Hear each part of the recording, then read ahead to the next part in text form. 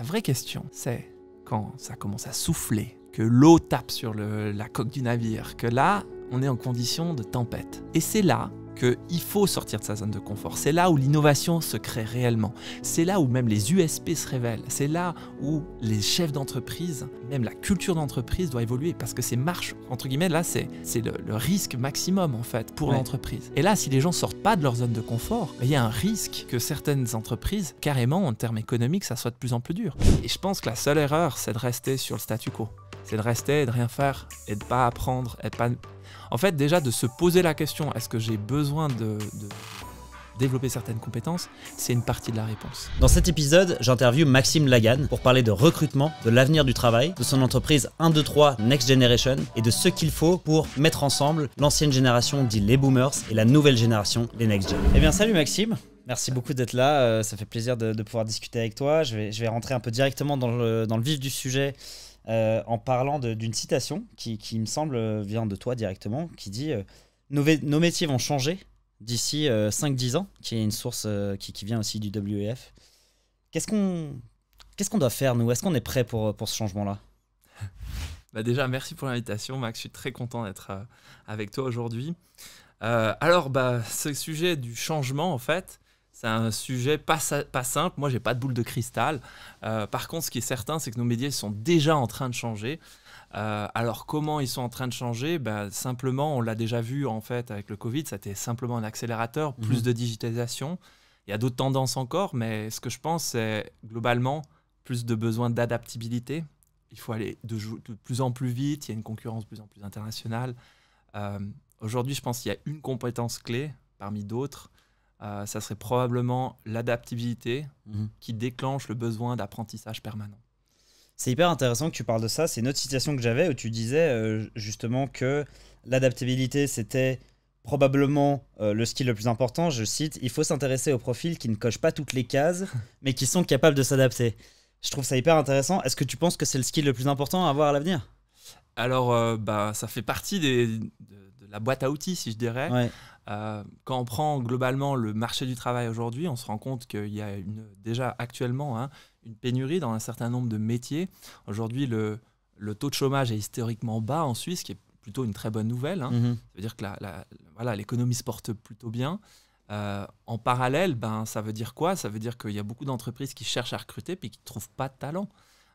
Et puis, ce que ça veut dire derrière, c'est qu'aujourd'hui, les entreprises, si elles cherchent le mouton à 5 pattes, qui coche toutes les compétences pour elles, c'est ce qui est important, elles risquent de passer à côté de personnes qui potentiellement n'ont pas toutes les compétences techniques, mais par contre, d'un point de vue des soft skills ou d'autres compétences, sont potentiellement des personnes qui sont capables d'apprendre et puis de s'adapter vis-à-vis des besoins en fait, que sont ce poste.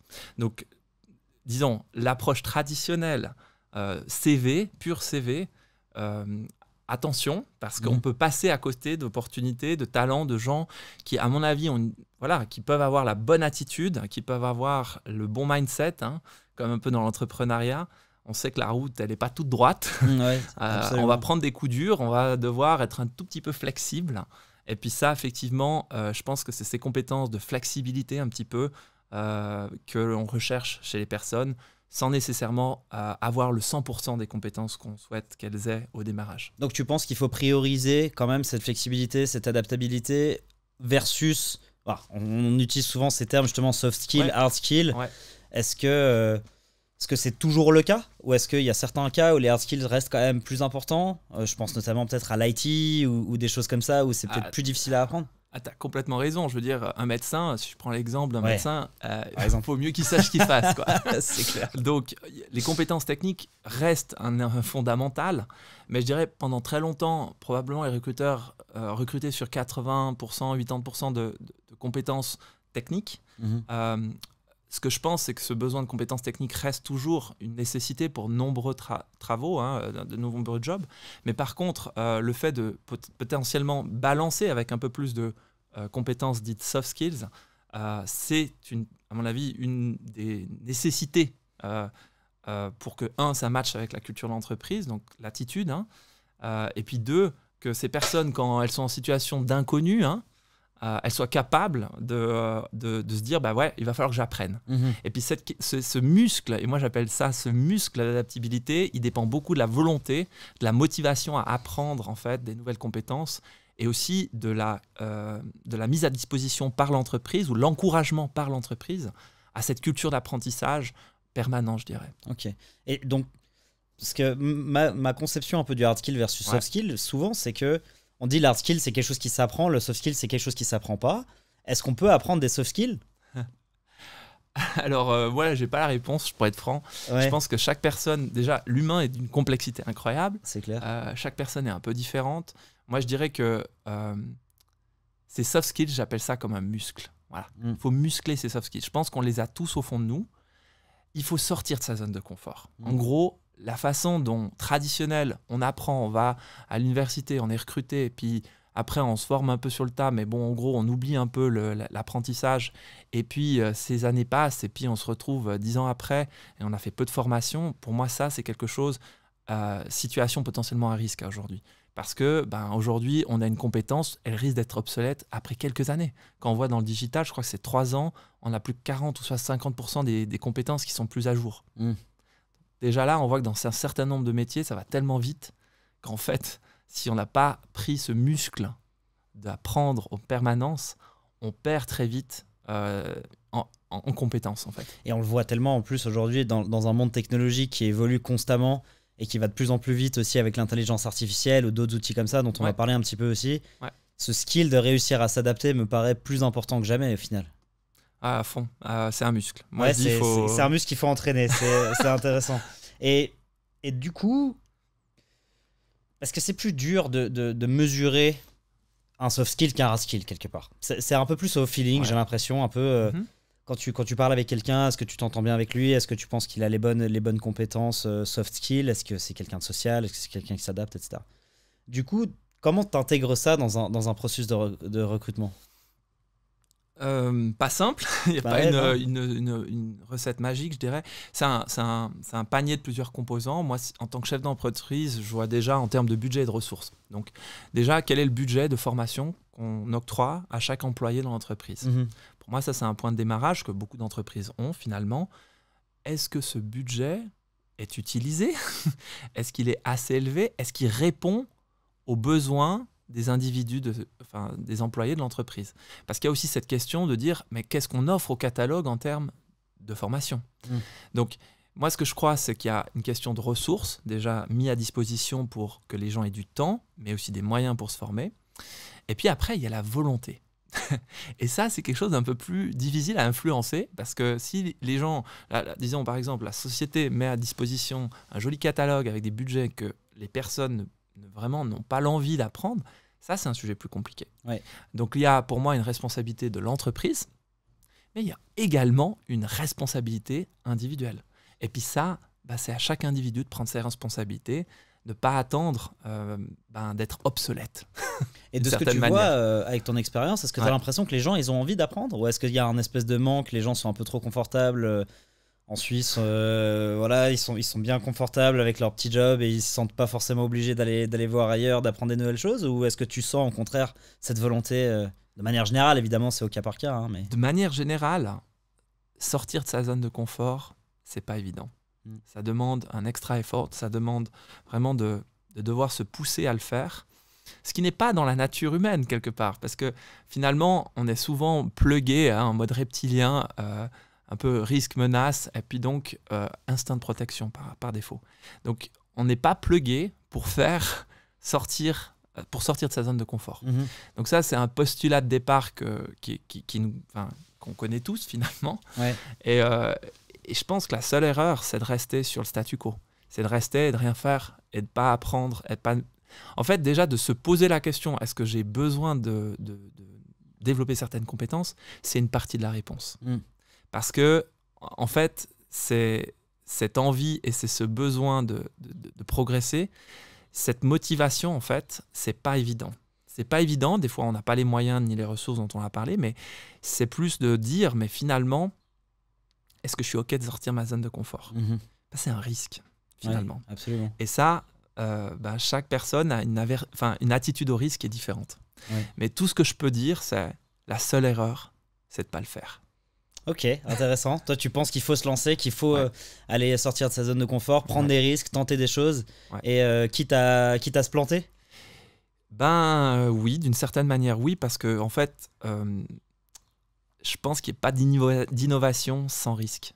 C'est par l'apprentissage, par les itérations, hein, test and learn. Il y a un livre que tu connais peut-être, sûrement que tu l'as lu, c'est Anti-Fragile de Nicolas Taleb. Oui, super livre, ouais, absolument. Et il y a plein de principes là-dedans, hein, mais un des principes, c'est de dire finalement, le monde est un chaos. Et finalement, quand tout le monde a un petit peu de vent dans les voiles, tout le monde avance un peu bien. Là, il n'y a pas vraiment beaucoup d'innovation. La vraie question, c'est quand ça commence à souffler, que l'eau tape sur la coque du navire, que là, on est en condition de tempête. Et c'est là qu'il faut sortir de sa zone de confort. C'est là où l'innovation se crée réellement. C'est là où même les USP se révèlent. C'est là où les chefs d'entreprise, même la culture d'entreprise doit évoluer, parce que c'est marche, entre guillemets, là, c'est le risque maximum, en fait, pour l'entreprise. Et là, si les gens ne sortent pas de leur zone de confort, il y a un risque que certaines entreprises, carrément, en termes économiques, ça soit de plus en plus dur. Quand on voit, par exemple, Kodak, qui était un monstre, un mastodonte, plus de 100 000 employés au niveau mondial, et un jour, un ingénieur qui vient dire « Eh oh, j'ai inventé un truc qui pourrait vous intéresser. Ça s'appelle l'appareil photo numérique. » Et que pendant 7 ans, le gars leur vient et leur dit « Eh oh, c'est important !» Puis qu'en gros, il n'y a rien qui se passe parce que tout en haut, ils sont convaincus que l'argentique, c'est et ça restera le standard. Il faut juste se dire que quelques années après, cette entreprise a fait faillite. Elle a filé le Chapter 11 aux États-Unis. Donc, c'est pour dire que ce n'est pas juste une vue de l'esprit. C'est que si on ne sait pas sortir de sa zone de confort, si on ne sait pas remettre en question ses hypothèses, si on n'a pas l'humilité dans l'attitude même d'accepter qu'on ne sait rien, parce que ce monde va tellement vite que finalement, nos compétences peuvent vite devenir obsolètes et nos certitudes, en fait, elles sont vite faites d'être balayées. Ça, en fait, c'est le risque pour une entreprise de devenir elle-même obsolète. Et donc, quelque part, la culture d'entreprise qui permet le droit à l'erreur, qui permet aux individus de dire « Ok, c'est ok que tu sortes ta zone de confort. C'est ok, on est là pour te soutenir. Tu te plantes, c'est pas grave. On va peut-être même carrément glorifier ton erreur. » C'est ce que dit un peu Nicolas Taleb dans son livre. C'est de dire qu'il faut documenter les horreurs. Les horreurs. Les horreurs et les erreurs. Mais les horreurs et les erreurs amènent en fait au progrès. Parce que finalement, il y a très peu de choses qui arrivent comme ça du premier coup. Les inventions, elles ne se sont pas faites d'un premier jet. Je crois que c'est des nombres incalculables. Je crois Marie Curie, quand ils ont fait les vaccins, c'est un nombre d'itérations juste de dingue. Et donc, c'est un processus, en fait, l'innovation. Et ce processus, l'erreur, il est au milieu, quoi. Et puis, par contre, la question, c'est est-ce qu'on est OK avec ce droit à l'erreur? Est-ce que, surtout, on n'est plus d'accord de faire la même? Parce que moi, je dis toujours à mes équipes, mais finalement, le droit à l'erreur, c'est OK, mais par contre, pas trop longtemps. C'est-à-dire, dans le sens où il faut apprendre de ses erreurs, et on a le droit à l'erreur, mais la même erreur, la refaire 3 fois, ça commence à poser problème. Donc c'est plus, ok, on a le droit à l'erreur, mais il faut apprendre de ses erreurs. Donc il faut les documenter. C'est tout un processus, et ça veut dire une humilité de tous les jours. Parce que, tu as des enfants? J'ai pas d'enfants encore, non. D'accord. J'ai la chance d'avoir 3 filles. J'en profite pour remercier mon épouse qui me soutient, et je pense que ça, dans le monde de l'entrepreneuriat, tu sais combien c'est important le soutien des proches.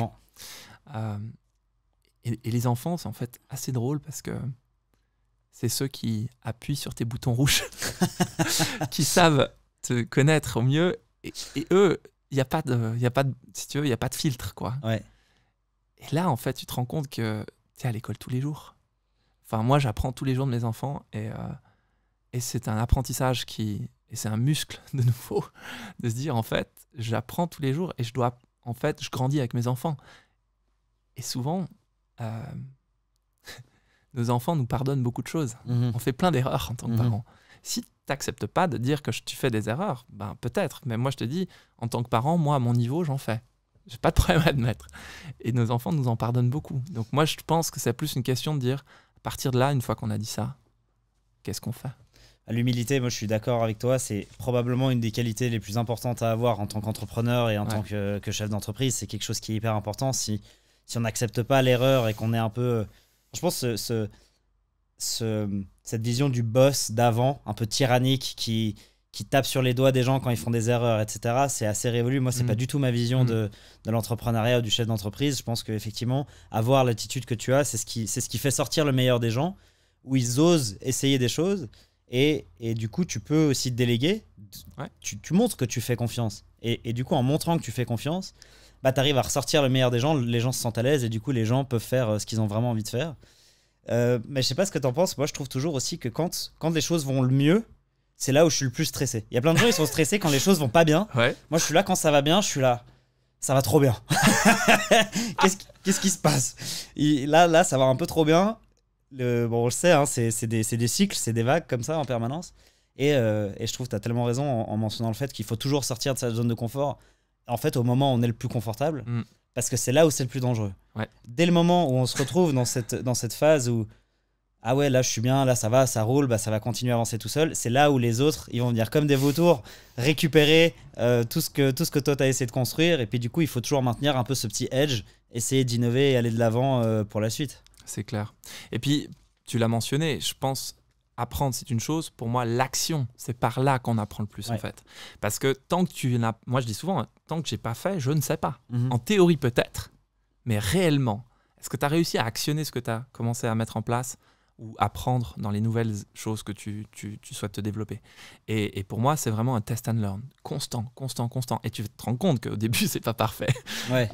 Mais comme tu l'as dit très justement, tu as aussi une équipe. Et là où je reprends ce que tu disais tout à l'heure, c'est l'importance d'avoir des équipes qui ne pensent pas comme toi.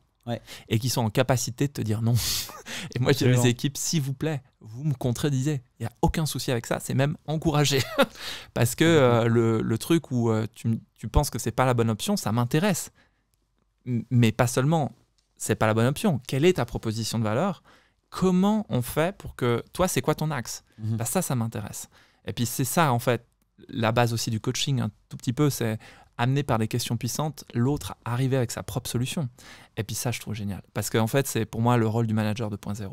Et est-ce que tu t'influences toi aussi de coach, de mentor, des gens autour de toi qui t'aident aussi à te pousser dans tes retranchements et du coup à questionner un peu ta façon d'être et de manager? À fond. Ok. J'ai la chance d'avoir une des meilleures coachs de l'IMD. Je la remercie parce que c'est un travail... En fait, le coaching, c'est très très puissant en fait. Frédéric, voilà, c'est vraiment merci parce que c'est très puissant. D'ailleurs, quand tu regardes les performances des athlètes de très haut niveau, il n'y en a pas un qui n'a pas un coach. Donc, c'est pas un hasard. Et quand tu regardes les CEO aussi au niveau des grandes entreprises, c'est rare qu'il n'ait pas de coach. Donc, c'est un apprentissage de la performance pour moi. Et un coach, c'est quelqu'un qui va arriver à te faire monter le niveau d'après. Et ça, c'est extrêmement puissant. Extrêmement puissant. Donc moi-même, je pose plein de questions à mon coach parce que j'ai besoin de cette stimulation et aussi de cette notion de progression. Donc tu vois, pour notre boîte, on a un budget formation qui s'élève à 5 chiffres. Ce qui est assez important pour une startup. C'est clair. C'est que tu valorises vraiment ça pour toi et tes employés. Ouais, clairement. Et ça, c'est les ressources, mais c'est aussi le temps. Donc, j'essaie de le prendre et j'essaie aussi de le permettre aux personnes qui sont avec nous en disant, si on s'aventure dans un nouveau truc qu'on ne sait pas, première étape, on apprend. Puis là, c'est le petit message à tous ceux qui nous écoutent, qui sont peut-être au début de leur aventure entrepreneuriale. S'il y a une compétence, je pense qu'on est vraiment... Enfin, moi, j'étais une vraie quiche, c'était vraiment pas possible, c'est la vente. Catastrophe. Catastrophe. Donc les formations de vente, tu penses que c'est quelque chose qu'il faut absolument faire? Pas forcément absolument, parce que peut-être que tu as vendu dans le passé. Oui. Et moi, c'était pas mon job de vendre avant. Donc je me suis lancé, j'avais pas fait de la vente avant. Sinon de la vente à l'interne. Quand tu vends un projet, tu vends aussi. En fait, quand tu parles à tes enfants, tu vends aussi, accessoirement. C'est clair. Surtout la persuasion même de ta femme, de tes enfants, de tes amis. On vend tous les jours. C'est vrai. C'est un muscle qu'on pratique déjà, mais sans s'en rendre compte, en fait. Mais je pense qu'il y a plein de compétences nécessaires au démarrage d'une entreprise, mais s'il y en a bien une qui est vraiment clé, surtout quand tu ouvres un nouveau chapitre avec pas d'antécédents, rien, pas de chiffre d'affaires ni rien, c'est d'aller chercher le chiffre d'affaires. Ça se passe là quand même au début. Et tu parles de ces formations, je trouve hyper intéressant. C'est quelque chose que nous, on essaye aussi de mettre en place en ce moment, parce que je pense que c'est quelque chose qui est super important. Comment tu choisis les formations que tu vas faire? Est-ce que tu te dis ça a l'air intéressant, je suis curieux, j'ai envie d'apprendre ça? Ou est-ce que c'est tes employés qui disent j'aimerais bien apprendre tel ou tel skill? Ou est-ce que c'est stratégique? Est-ce que c'est des formations en ligne, des formations physiques? Est-ce que c'est un mélange? Comment vous choisissez? Ça dépend des objectifs. Ok. Donc il peut y avoir des objectifs dans une formation évidemment de compétences dures, donc compétences techniques. Aujourd'hui, la beauté d'Internet, c'est que c'est un livre ouvert. Ouais. Donc moi, mon premier réflexe, probablement tu fais pareil, c'est Google. Ouais, déjà. Et puis après, ChatGPT. Enfin, on a des technologies aujourd'hui comme l'AI, c'est pas 100%, mais moi je fais un cross de plusieurs choses. Généralement, ma méthode c'est je sais pas, donc je m'inspire des meilleurs. Donc déjà, il y a un mélange de théorie, mais surtout de voir ceux qui sont au top end des games. Par exemple, dans le monde des réseaux sociaux. J'adore Gary Vee, par exemple. Je suis Gary Vee. J'en suis un certain nombre, comme Steve Bartlett, tu connais aussi. Ouais, bien sûr. C'est génial ce qu'ils font. Ils sont on top of the game parce que c'est des gens qui ont fait des agences qui sont ultra puissantes. Et en fait, tu regardes, tu observes, tu es en mode veille, quoi. Et moi, ce que je trouve vachement intéressant dans cette approche, c'est décomposer comment ils l'ont fait.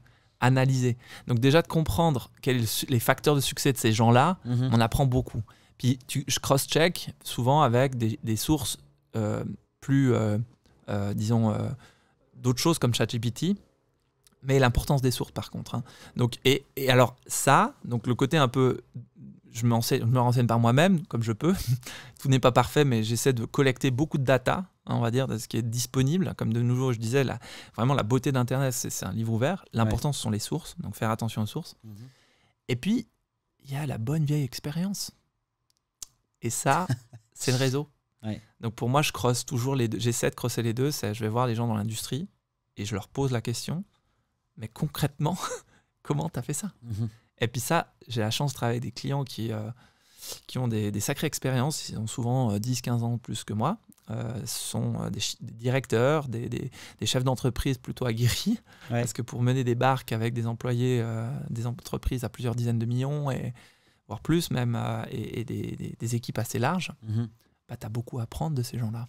Et moi, notre mission, c'est Empowering All Generations.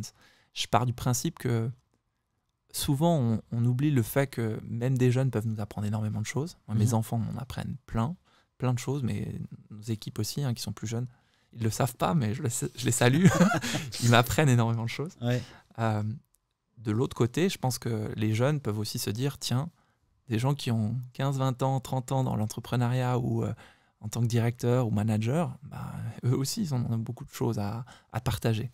Donc, je trouve qu'il y a un intérêt pour les deux générations à se parler, à communiquer, à échanger sur ces expériences et que ça soit bénéfique dans les deux sens. C'est intéressant que tu dis ça parce que j'ai l'impression qu'avant, disons, je sais pas, il y a 20, 30, 40 ans, on valorisait beaucoup plus la sagesse des anciens, en quelque sorte, notamment dans des cultures japonaises ou autres, où c'est très très valorisé. On met vraiment en avant, on doit s'occuper des personnes âgées, etc. J'ai l'impression que dans notre culture occidentale, on a un peu perdu ça. On écoute un peu moins les vieux, les boomers, comme on les appelle, alors qu'en réalité, moi je trouve qu'en grandissant, comme tu dis, l'expérience, t'apprends énormément, puis t'as énormément à donner, et puis les jeunes sont un peu bornés, un peu têtus, des fois, ils se disent « Ah non, mais moi, je connais tout de la vie, etc. » Est-ce qu'il faudrait réussir à reconnecter un peu ces deux générations? Est-ce qu'il y a des moyens de le faire? Merci d'évoquer ça parce que je partage complètement. Il y a un échange intergénérationnel, c'est ce qui est le plus riche, je pense. Et puis ça a toujours été, en fait, c'est historique. La transmission, avant les bouquins et tout ça, elle se fait de façon verbale. Dans une entreprise, si maintenant on ramène ça à nos jours, la culture de l'entreprise, une grosse partie de cette culture d'entreprise, c'est l'histoire de l'entreprise. Et comme tu le disais justement, un jeune, moi, le conseil que je dis à toutes les personnes qui changent de job et qui commencent dans une nouvelle entreprise, c'est de dire, mais apprends l'historique de l'entreprise. Va rencontrer les gens de l'entreprise, les plus jeunes, mais les plus âgés qui sont là depuis un certain temps aussi, et mange avec eux, discute, parce que tu vas apprendre plein de trucs. Et puis, je pense aussi que ces jeunes, ils ont besoin de mentors. Ils ont besoin de guides dans l'entreprise. Parce que comme tu le dis, certains pensent qu'ils peuvent tout savoir, mais moi, je ne crois pas ça. Je pense que, comme je l'ai dit tout à l'heure, je pense beaucoup aux muscles et qu'on apprend à tout âge. Et même si on arrive à 45 ans dans une entreprise, on est obligé d'apprendre. Apprendre la culture de l'entreprise, apprendre à connaître les personnes avec qui on travaille, connaître le job, bien sûr.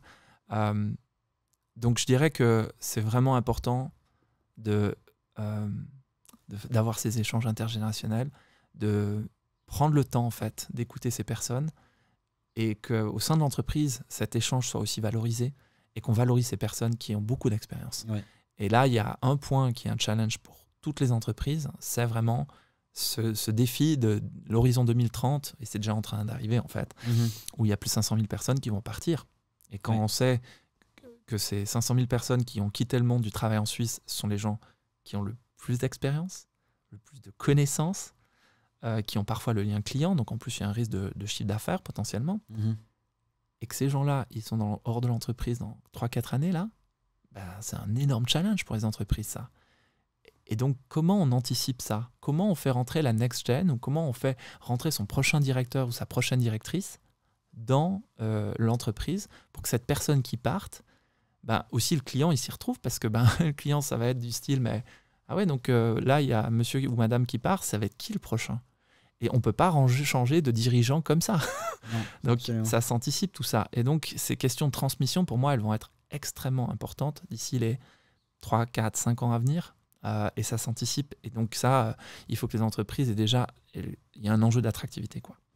Attirer les bonnes personnes et des générations plus jeunes pour potentiellement la courbe démographique de l'entreprise, c'est une opportunité, en fait, de la rajeunir. Souvent, cette courbe démographique aussi rappelle, mais des fois, souvent, dans certaines entreprises de services, ça suit la courbe démographique des clients. Donc, est-ce qu'on ne veut pas profiter d'avoir des nouveaux directeurs pour attirer une nouvelle type de clientèle? Donc, ce n'est pas que de l'interne, tout ça. Ça fait sens aussi d'un point de vue global de la marque, de qui on est, quelle histoire on raconte, quelle mission on porte. Mais justement, pour rebondir un petit peu sur ce process intergénérationnel, et l'adaptabilité aussi, j'ai l'impression que du coup les jeunes pensent que les anciens sont moins adaptables, ce qui est un peu vrai, parce que dans la génération d'avant, je sais pas, années 60, 70, 80, il y avait moins besoin de s'adapter parce que le monde bougeait moins vite. Et comme tu dis, l'échange se fait un peu dans les deux sens. Les jeunes ont à apprendre aux personnes plus âgées, et les personnes plus âgées ont à apprendre aux plus jeunes. Donc je trouve que cet échange, il est hyper intéressant. Maintenant, il y a un troisième acteur qui vient entrer là-dedans, qui est l'intelligence artificielle. Tu as parlé de ChatGPT. Comment est-ce que tu penses que l'intelligence artificielle va changer le monde du travail dans les 5, 10, 20, 30 prochaines années? Oh là. Alors bon, moi, j'ai pas de boule de cristal. Grosse question. Non, je reste sur mon idée de fait que moi, j'en sais rien. Que, en fait, ce que je sais, c'est que nos métiers nous obligent en fait, à s'adapter. Que dans quel sens ça va aller, tu as sûrement raison. Hein. Plus de technologie, on y est déjà. C'est clairement une des tendances qui va ressortir probablement. En tout cas, ce qu'en dit le WEF et effectivement plusieurs sources qui font des analyses sur ce qu'ils appellent la prévision en gros à venir pour le monde du travail. Mais globalement, je rebondis quand même sur un truc qui m'intéresse, c'est est-ce que vraiment les personnes de 45 ans et plus sont celles qui s'adaptent le moins? Moi, j'aurais tendance à penser que c'est peut-être... Et c'est pas une question d'âge, en fait. C'est une question de mindset. Okay. Moi, je connais des gens de 45 ans et plus qui utilisent ChatGPT, qui utilisent des outils qui connaissent même mieux que les outils que des jeunes. Donc, de penser que c'est forcément les personnes les plus âgées qui vont être les plus difficiles à changer. Moi, je vois, mais je prends l'exemple de gens autour de moi. Ma grand-mère, elle gère bien son téléphone portable. Elle n'est pas née avec, c'est pas simple. Ouais. Et quand on regarde Insta, les audiences, tu serais surpris le nombre, ça toi tu connais, hein, le nombre de gens dans Insta, tout le monde se dit « Ah ouais, c'est pour les jeunes ». Le nombre de personnes de 45 ans, 50 ans et plus, ou même plus, 60 ans et plus, qui sont sur Insta pour suivre leurs petits-enfants. Eh ouais, parce qu'elles se sont dit, tiens, je vais apprendre un truc, comme ça je pourrais suivre mes petits-enfants. Ça, c'est intéressant. Ouais. Donc, moi, je ne pense pas que la question de l'adaptabilité, c'est une question d'âge. Ce que je crois en néanmoins, c'est qu'effectivement, les technologies sont à la portée de tout le monde, des jeunes et des moins jeunes, que c'est qu'une question de motivation et d'intérêt. Est-ce qu'on a envie d'apprendre, en gros? Et puis, maintenant, concernant ce que va évidemment impacter nos métiers, effectivement, l'IA, c'est une formidable opportunité. Pourquoi? Parce qu'aujourd'hui, je sais pas, toi, dans ton métier, je pense dans plein de choses, tu peux utiliser ça dans la vente. Et chez 1, 2, 3 Next Generation, on utilise clairement ces outils pour aussi apprendre, mais également avoir des idées de création, par exemple. Parce que comme on fait pas mal de contenu vidéo, photo et aussi un peu podcast, on a l'idée de dire que effectivement, ces outils peuvent nous aider en fait à arriver avec des idées. Elles sont justes ou pas, mais au moins dans le processus créatif, c'est une source de plus. Et je dis pas que c'est forcément la source, mais je trouve qu'il faut aussi admettre les limites de l'IA. Pour rappel, l'IA, vous savez qu'il est multilangage, mais pas multiculturel. Tu sais ça? Dans quel sens est-ce que tu veux dire ça? En fait, quand tu regardes comment il est feedé l'IA ChatGPT, si je reprends l'exemple de ChatGPT, c'est beaucoup de sources américaines. Pourquoi? Parce qu'il a pompé beaucoup de choses qui étaient à disposition, des livres, etc. Où est-ce qu'il y a le plus grande source de choses qui étaient à disposition, notamment les États-Unis. Donc, ce qui est assez intéressant, c'est que l'IA fonctionne sur une masse de données. La question, c'est quoi la source de ces données? Parce qu'en fait, l'IA, il tourne des données. Si tu lui as donné des données qui étaient influencées ou biaisées, si je... en fait, tu ressors avec un résultat biaisé. Donc, pour reprendre l'exemple de ChatGPT, il est multilangage, mais monoculturel. Monoculturel. Mais moi, ce que je trouve intéressant quand même avec ChatGPT, et je pense que c'est ce qui fait peur à beaucoup de gens avec l'intelligence artificielle, c'est qu'il ne donne pas un seul avis. C'est-à-dire que quand tu lui poses une question, il donne une réponse assez nuancée en général. Par exemple, si tu lui poses une question, je sais pas, un peu politique ou un peu où il pourrait prendre un parti ou bien, je sais pas, des fois dire des choses, tu dis c'est ça la bonne réponse, c'est ça la mauvaise. Il fait jamais vraiment ça. Et ça, je trouve intéressant le côté où c'est des réponses assez nuancées qui te permettent finalement de faire ton propre avis. Et ça, j'aime beaucoup. Justement, ce côté où ça ramène un peu de nuance dans le monde alors qu'on a l'habitude d'être un peu dans les extrêmes, etc. Et je trouve ça cool d'avoir réussi à développer un truc qui te permet à toi-même de réfléchir vis-à-vis de ce qui t'a été donné et de t'en inspirer et potentiellement d'en créer quelque chose derrière. Et alors, tu l'as mentionné, c'est un outil qui est intéressant pour se donner un avis. Moi, je pense que tu as raison. La seule erreur, c'est de ne pas l'utiliser ou de l'essayer. Ça, c'est clair. Parce que c'est vrai que c'est intéressant. Je peux donner un exemple. Nous, on l'a utilisé chez 1, 2, 3 Next Generation pour le recrutement de Jonas Canton qui nous a rejoint là il y a quelques mois en arrière. Ah, c'est intéressant. Comment tu peux en parler un peu de ce process-là? Comme tout chef d'entreprise, on fait des erreurs. Donc le principe, c'est de dire comment je peux mitiger le risque des erreurs ou du moins maximiser mes chances de succès. Parce que rien n'est parfait. Ce monde est un chaos. Ça, donc, un recrutement, c'est de l'humain. C'est super compliqué. Il y a plein de facteurs et plein de variables qui rentrent là-dedans. Donc, comment tu peux arriver à faire en peu de temps un recrutement le plus efficace possible? Moi, c'est mon obsession. Je pense que c'est l'obsession de beaucoup de chefs d'entreprise. On n'a pas beaucoup de temps, on n'a pas beaucoup de moyens. Donc, c'est comme pour le marketing. Peu de moyens, tu dois trouver des astuces. Et ça oblige en fait à sortir sa zone de confort et de trouver des choses qui sortent un peu de la boîte. Et puis, je me suis dit, déjà, première chose, le sourcing. Où est-ce qu'on va le trouver? Notre nouveau candidat ou candidate. Alors, on a utilisé JobUp, qui est quand même une plateforme qui est plutôt traditionnelle, standard, mais qui est très puissante. Et dans l'offre qu'on a mis dans JobUp, on a inséré la vidéo. Et on a fait ça en parallèle avec une campagne dans le digital, puisque c'est une des choses qu'on fait, notamment une vidéo où moi, j'ai fait la description du poste. Et donc, pour faire la vidéo, le script de la vidéo, je me suis dit, tiens, qu'est-ce qui peut me donner quand même script de recrutement? Alors, je ne l'ai pas suivi complètement, je l'ai adapté à ma sauce, mais je me suis dit, tiens, pourquoi pas utiliser ChatGPT pour m'aider à faire un script pour vendre la boîte et puis vendre le poste. C'est génial. Première piste. Après, ce qui est assez intéressant, c'est que la vidéo, on se met en danger en tant que manager. Mais je pense qu'il y a quelque chose de très humain dans un recrutement quand même. Tu recrutes ton prochain, tu vas passer beaucoup de temps avec cette personne. Donc pour moi, c'est important qu'elle me découvre. Et puis, on recrutait avec un lien, un poste en lien avec la communication. Alors, je me suis dit, ça aurait été quelque chose de peut-être pas aussi client-facing ou voilà, la vidéo n'avait peut-être pas d'intérêt. Mais moi, je me suis dit, je vais demander une vidéo à mon candidat ou à ma candidate. Donc, on a demandé aussi des vidéos pour que ça montre déjà l'engagement, la motivation à le faire. Ça montre aussi la façon de communiquer dans le verbal et dans le non-verbal. Donc, pour moi, c'était une manière indirecte de déjà filtrer une partie des candidatures.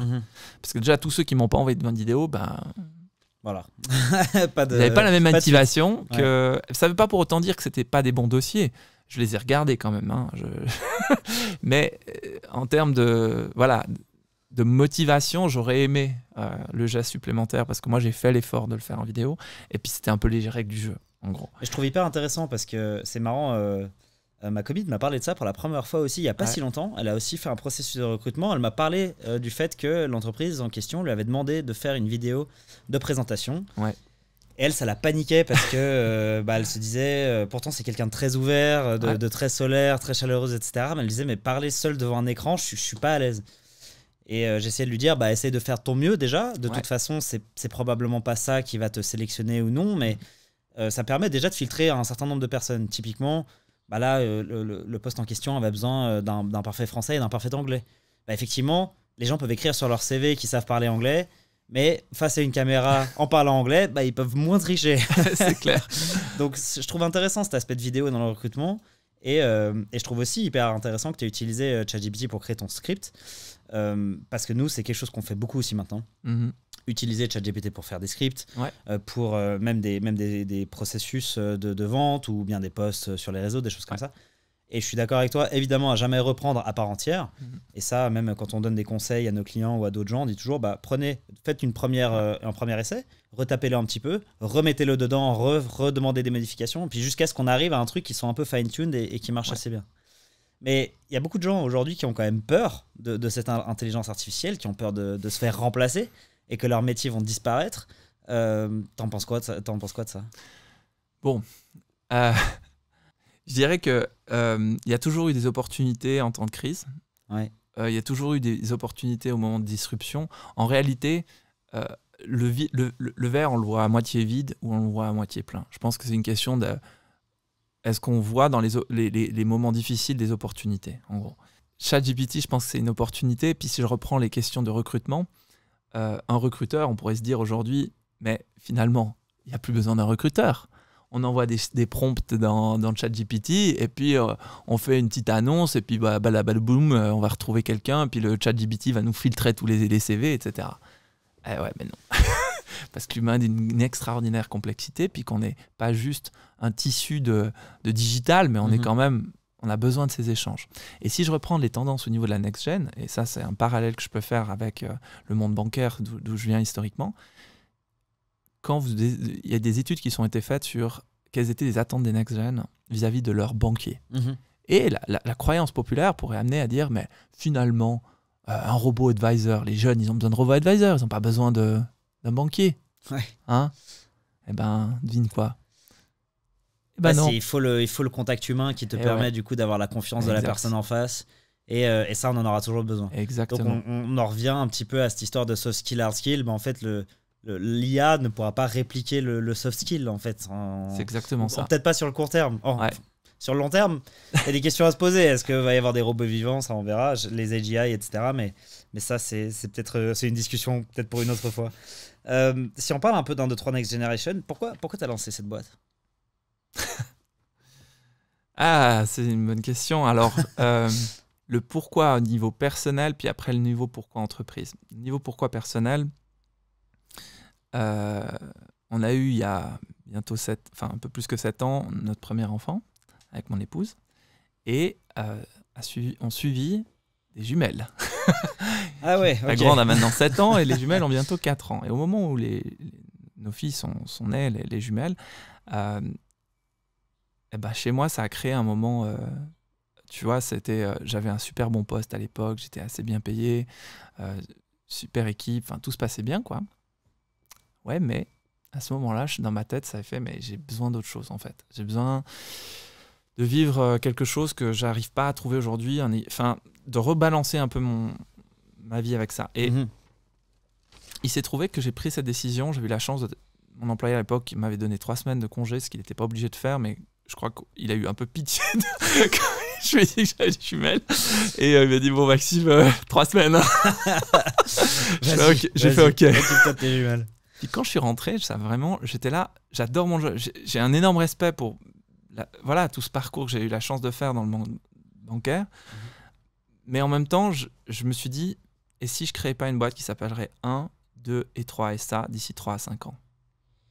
Et c'est comme ça qu'est né 1, 2, 3 Next Du coup, Generation. c'est pour tes enfants, le 1, 2, 3. Ouais. Ah, c'est ça l'histoire derrière, trop bien.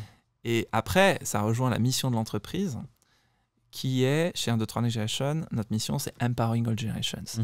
Pourquoi? Pour ces questions que tu as vraiment évoquées. Merci de ce partage aussi. C'est de dire, en fait, il y a un challenge de transmission générationnelle. Ouais. Aujourd'hui, peu de boîtes l'ont anticipé. Il y a accroché à cet enjeu de transmission, il y a un enjeu d'attractivité. Pourquoi? Parce que il faut attirer une nouvelle génération. Ouais. Ces personnes qui quittent l'entreprise, il faut bien les remplacer. Alors souvent, on a souvent des gens qui sont à l'interne. Mais moi, quand je parle de Next Generation, je le vois au sens large. Je le vois comme la prochaine garde rapprochée du CEO, le prochain CEO potentiel. Donc, ce n'est pas nécessairement des gens de 20 ans. Ça peut être des gens qui ont besoin de monter en compétences avant d'arriver au poste de direction. Donc, Empowering All Generations. Donc, donner les outils aux personnes pour se développer à travers la communication, parce que finalement, l'exercice qu'on fait là, toi et moi, et merci encore pour l'invitation pour ça, c'est un exercice qu'on n'a pas l'habitude de faire. C'est une prise de risque, d'une certaine manière. C'est pas évident. Moi, j'ai toujours le coup de stress, ça n'a pas l'air peut-être, mais c'est toujours un exercice où on se met un peu en danger. Ouais.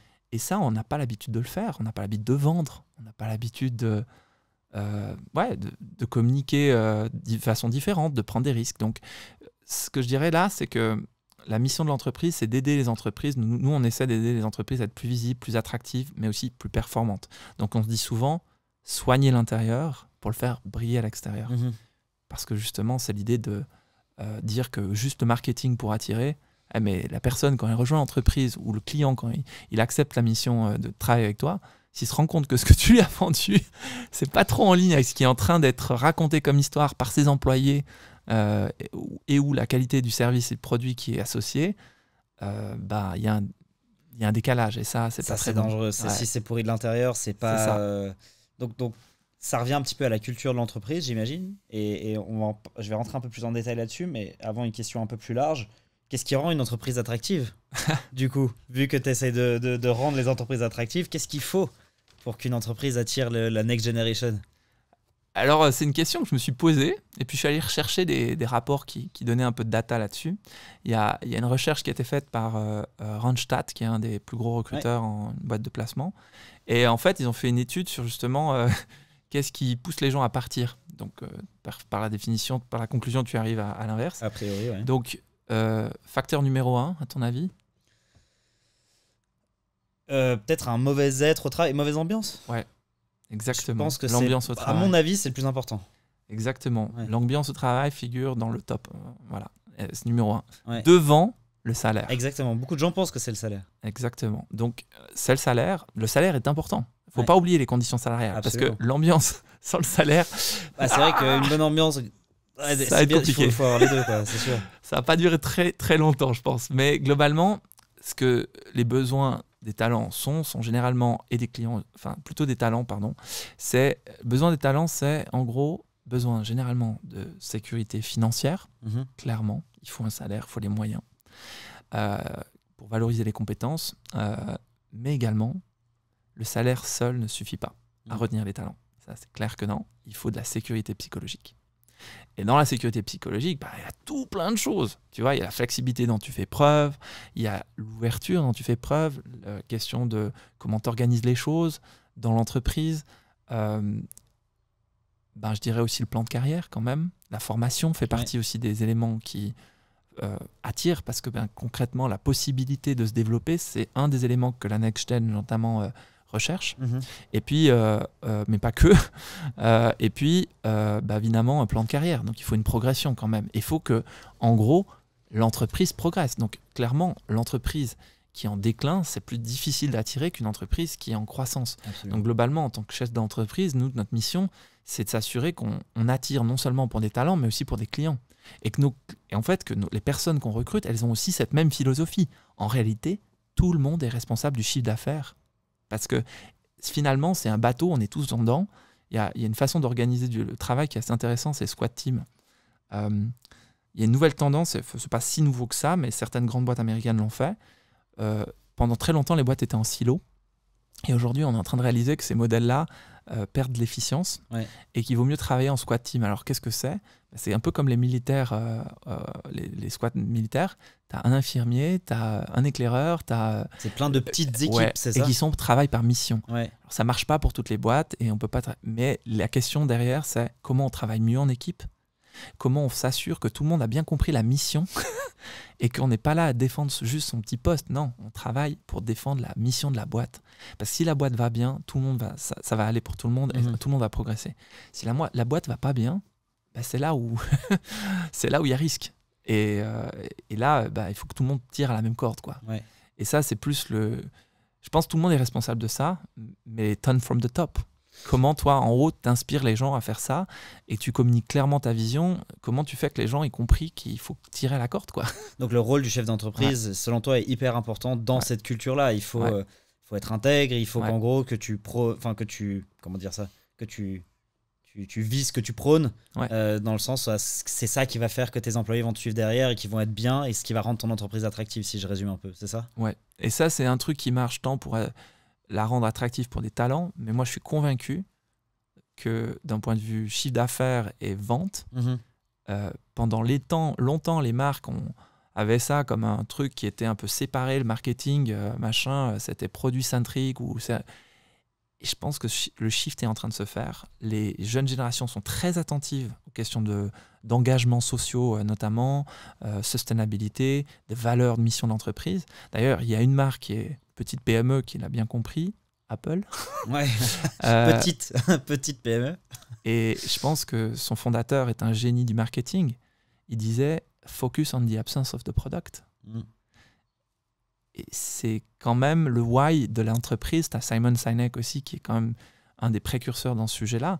Le why, c'est quelque chose qui fédère l'intérieur, mais qui, en fait, connecte avec l'extérieur aussi beaucoup. Donc, ton chiffre d'affaires et la façon dont tu vas attirer, pour moi, elle doit être connectée, en fait. S'il y a une distorsion trop grande entre ce que tu dis et ce que tu fais, ça ne marche pas. Absolument. Et ça ne marche pas ni pour des talents, ni pour des clients.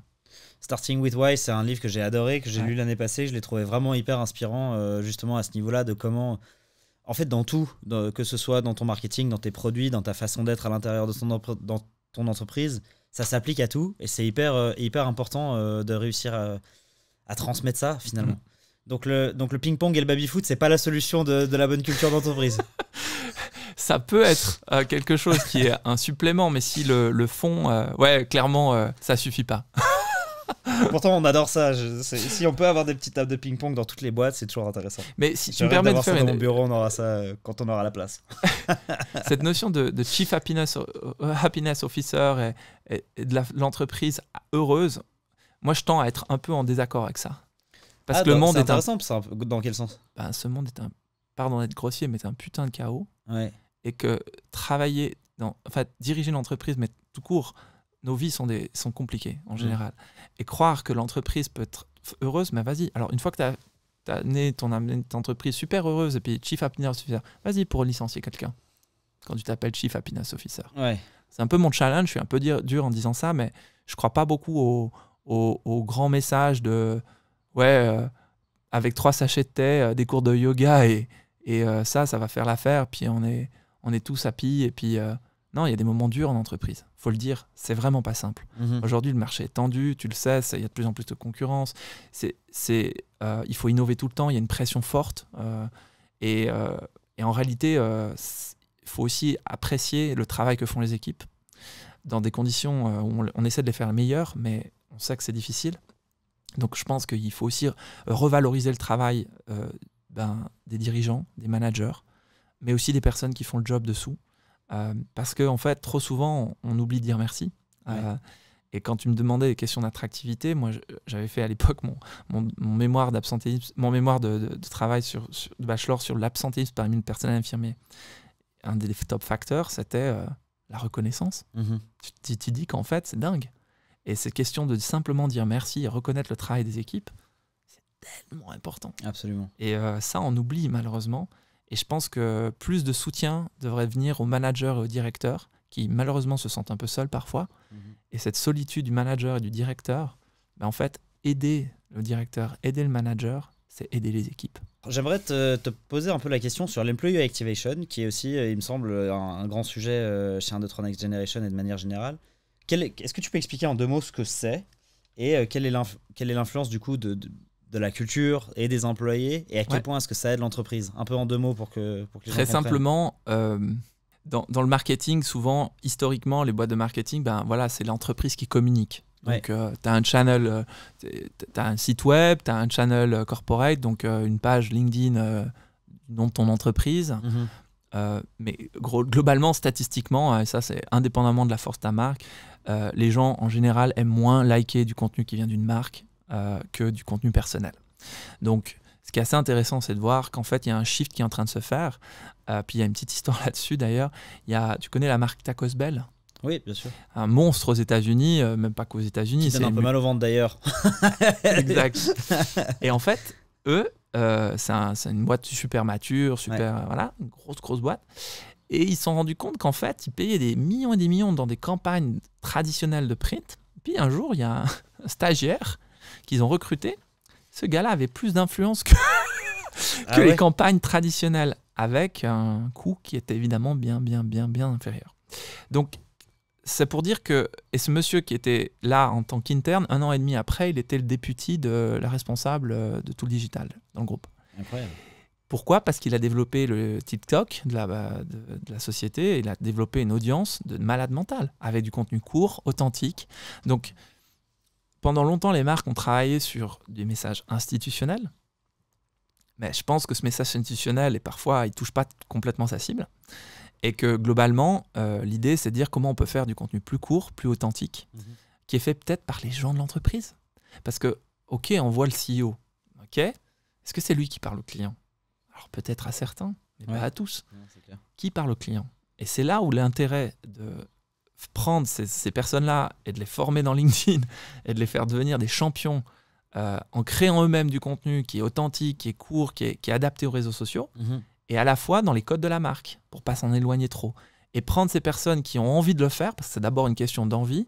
Le casting, faut forcer personne. C'est vraiment des gens, comment on peut les aider à vendre mieux si c'est des gens qui sont client-facing, à avoir une meilleure relation avec leurs clients. Et ça, en fait, les relais digitaux sont super puissants. Et donc, du contenu qui est créé par la personne, nous, on le fait chez 1, 2, 3 Next Generation, dans notre équipe, on essaie d'utiliser notre marque personnelle dans nos stratégies d'acquisition pour créer du contenu, mais créer du contenu qui est en ligne avec ce qu'on fait et en ligne avec nos valeurs. Tu parlais tout à l'heure de recrutement. Tu sais combien de personnes en Europe seraient prêtes à changer de job pour des questions de valeur?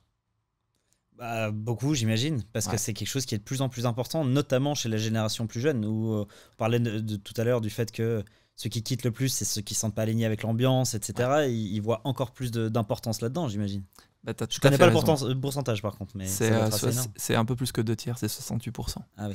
Et alors, si tu parles aux millennials et Gen Z, c'est 9 sur 10. 9 sur 10. C'est fou. C'est malade. Ça veut dire quoi? Ça veut dire qu'aujourd'hui, comme on a un taux historiquement bas de chômage, que le marché est déjà tendu, qu'on a dit juste avant que tu as 500 000 personnes qui vont sortir du monde du travail, mais en fait, ça devient un enjeu. Parce que si tu ne sais pas attirer au sein de ta maison et que tu as des gens qui quittent l'entreprise, il faut bien les remplacer.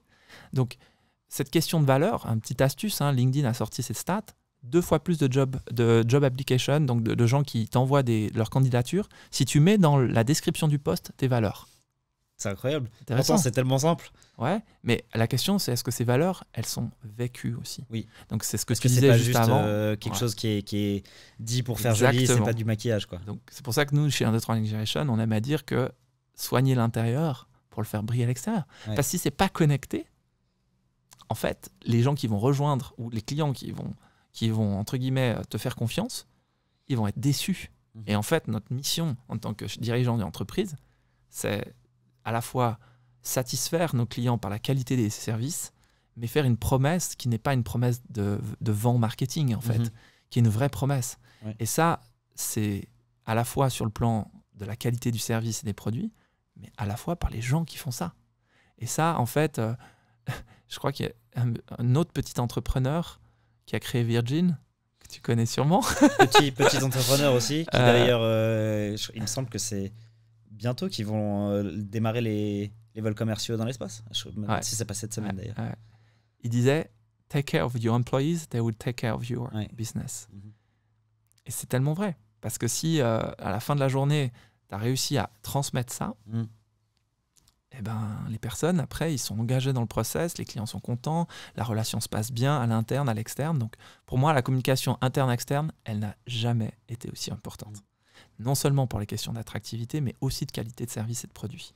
Parce que les attentes des clients, elles ont changé. Et ces jeunes générations, ils ne marchent pas avec les mêmes codes. Et du coup, qu'est-ce que tu donnerais comme conseil à un entrepreneur aujourd'hui qui a envie de se lancer et qui a envie de démarrer son entreprise? Sacrée question. T'as combien de temps? Écoute, allez, t'as 5 minutes. En 5 minutes. Non, moi, c'est difficile parce que chaque expérience est différente. Et puis, moi, je suis qui pour dire ça, en fait, tu vois? Ce que j'ai vu de mon petit niveau, de mon expérience, c'est ne rien lâcher. Avoir une conviction sur un sujet, un vrai problème qu'on règle, avec une vraie tendance de fond qui est derrière. Des fois, on a un peu d'avance sur la tendance, c'est la question du timing, qui n'est pas toujours évidente. Absolument. Et puis, la première crêpe, elle est toujours plus compliquée. Donc, il faut beaucoup de temps et beaucoup d'itérations pour arriver, en fait, à faire un service et avoir une clientèle. Et ça, peut-être, pour les jeunes générations, c'est peut-être des fois la patience. Mais pour n'importe quelle génération, ça rentre aussi, ce critère-là, avec, je pense, cette question d'humilité, de dire qu'on ne sait rien. Moi, j'apprends énormément des clients. Les clients, j'espère qu'on peut leur apporter beaucoup, mais en même temps, ça vient des gens qui sont de l'intérieur. Donc, moi, j'apprends beaucoup des gens avec qui on travaille. J'ai envie d'avoir cette contradiction où on a le droit de ne pas être d'accord et on a le droit de faire des erreurs et qu'on apprenne de ça surtout. Parce que cette question de permanent learning, pour moi, elle est essentielle parce qu'on ne sait pas de ce que demain sera fait. Moi, je n'ai pas de boule de cristal. Tout ce que je sais, c'est qu'il faut apprendre en permanence à se réinventer. Et ça se fait par un processus de test and learn, d'itération, d'anti-fragile model. Et par un peu de communication aussi, interne, externe. Je vais retenir ton analogie avec les crêpes parce qu'à chaque fois que je fais des crêpes, je plante la première. Et du coup, chaque fois que je vais faire mes nouvelles crêpes, je vais penser à toi et je vais dire, bah voilà, ça c'est l'entrepreneuriat. Rate ta première crêpe. Merci beaucoup Maxime, c'était un plaisir de t'avoir. C'était vraiment cool d'avoir cette discussion avec toi. Merci beaucoup d'être venu. Et puis j'espère qu'on fera ça bientôt et qu'on pourra aller aussi boire quelques verres ensemble et continuer à discuter. Avec grand plaisir et bravo à toi et à ta belle entreprise que tu as fondée, je crois. Et c'est pas simple l'entrepreneuriat. Donc non, c'est pas simple. Bravo à toi et merci pour l'invitation. On persévère. Merci. Trop bien, merci beaucoup.